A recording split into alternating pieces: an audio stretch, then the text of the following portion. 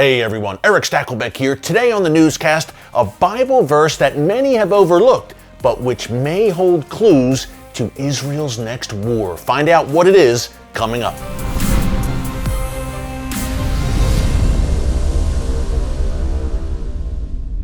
Hey folks, Erick Stakelbeck here. Welcome to the Watchman Newscast. It was a big weekend in Israel. Israel's 35th government was officially sworn in, meaning Prime Minister Benjamin Netanyahu will be at the helm for at least the next 18 months, while his main rival, Benny Gantz, will serve as defense minister. Now, I've interviewed many members of this new Israeli government, and folks, I can tell you there are some top-notch people that are serving Israel right now as part of this 35th government, and it couldn't come at a better time. As we've told you many times right here on the Newscast, the barbarians are at the gates on every side. I'm speaking in particular about the Iranian regime and its proxies in Lebanon, in Syria, in Gaza. So now is a very good time, needless to say, for Israel to have national unity and cohesion, and that seems to be exactly what they have now with this new government sworn in.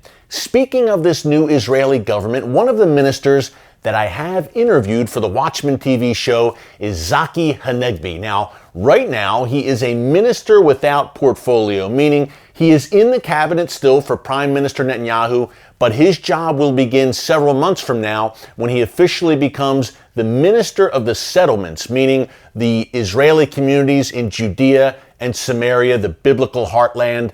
Minister Hanegbi will be working very closely with them. Now, I interviewed him a few months ago on Israel's beautiful and strategic Golan Heights about the importance of that region to Israel's security. You can see the full interview coming up this Friday night on TBN, the world's largest Christian television network. That's 10:30 p.m. Eastern Time if you live in the United States, this Friday night on TBN. And, of course, we will post a clip here to our YouTube channel. We encourage you to subscribe and click that notification button so you get alerts every time a new video is posted right here to YouTube. Our Newscast on Tuesday and Thursday, and the Watchman TV show every Friday night on TBN, as I mentioned, and Sunday nights on the Fox Business Network, 12:30 a.m. Back to Minister Hanegbi. Interviewed him on the Golan Heights. Just a really, really strong interview. He made a lot of great points about Israel's security, but one point in particular I want to draw your attention to.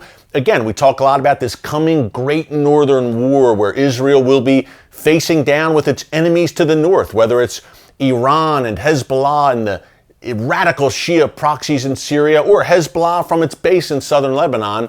The Great Northern War is a question not of if, but when. Folks, this is fascinating stuff. Take a look. It's a mountainous region, the Golan. It borders Syria, one of the most chaotic places on earth.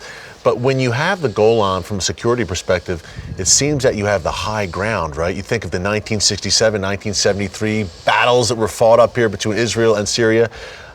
Controlling the Golan just seems like a strategic benefit for Israel. Yes, it's a necessity. It's a crucial strategic advantage over enemies that are still we share our demise. And you mentioned the 1973 war, the Yom Kippur War. 177 Israeli tanks were able to challenge 1,500 Syrian tanks, and were able to hold them for several days till we brought all our army in and won this war. And this is only because of the geography, the topography, and of course the Israeli spirit. You know, they say in the Bible, Prophet Jeremiah quoted the Lord saying that out of the north an evil shall break forth upon all the inhabitants of the land. And this is not only a virtual prophecy, this is our strategic reality. The enemies that wish our disappearance will come from the north. So we have to stay here, hold on to this land, and make sure that if it happens, if we won't be able to deter them, we will be able to win over them. Now again, you can see the full interview with Minister Zaki Hanegbi this Friday night on TBN at 10:30 p.m. Eastern Time. You will want to hear what he has to say regarding that verse from Jeremiah. Folks, I'll be honest, it's one that I have often overlooked when we talk about the future conflicts coming to Israel's north. The one that comes to mind, obviously, first and foremost, Ezekiel 38 and 39, the war of Gog and Magog, where we see a confederation, most likely led by Russia, joined by Iran and Turkey and other Islamic nations surrounding Israel, falling on the mountains of Israel as they attempt to invade God's land. So Ezekiel 38 and 39, those Gog and Magog verses have been hashed and rehashed by Bible scholars many, many times. But this verse in Jeremiah I thought was fascinating to point out.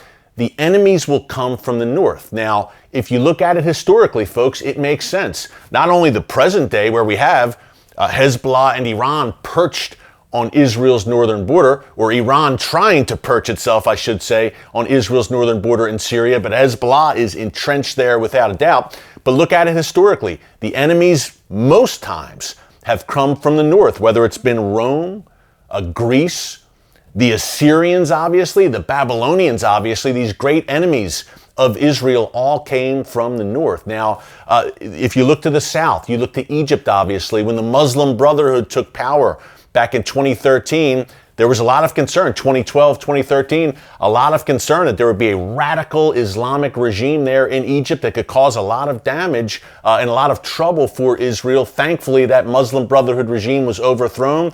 The ties between Egyptian President Sisi, General el-Sisi, and Israel have been very strong, especially when it comes to defense and intelligence. You have Hamas to the south, obviously, but they're not an existential threat to Israel, even though they are a well-armed and well-equipped Iranian proxy with genocidal aims. Look at it right now, and you'll see that the main threat comes from the north. By the way, Turkey to the north, Russia to the north. Two other quick things I wanted to bring to your attention before I go. Number one, remember, our Christians United for Israel virtual summit will be taking place online June 28th to the 30th. You see the information there on your screen. Go to cufi.org to register, and it's absolutely free. How great is that? We usually gather every year. This is the premier pro-Israel event in the United States, folks. We usually gather every year at the Washington, D.C. Convention Center. Hey, you know, it can cost a little bit of cash. You have to, maybe if you don't live in the D.C. area, you have to fly in, drive in,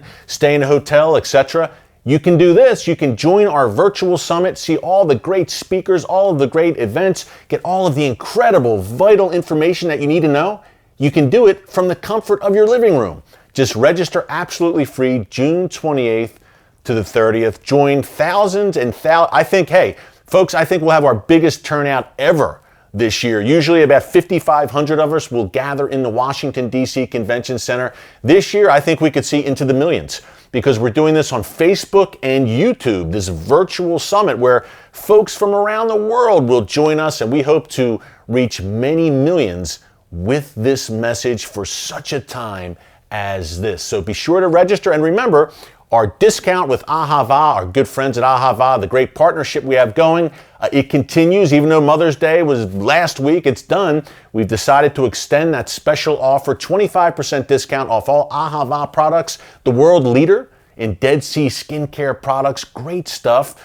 And the best part about it, and the reason I'm doing this, is that a portion of all proceeds will go to help needy Israeli families that are struggling due to this COVID-19 economic shutdown. So we are fulfilling the mandate to bless Israel. We're also helping to strengthen the Israeli economy by supporting an Israeli-owned business, Ahava. Well, thanks for joining us today on the Newscast. More to come on Thursday, folks. The chess pieces are moving in the world's most chaotic, most volatile, and most important region, the Middle East. Stay tuned right here on the Watchman Newscast as we continue to bring you these cutting-edge updates, commentaries, and analysis that you just won't hear anywhere else, certainly not in the mainstream media. Until next time, God bless you, and remember, never hold your peace.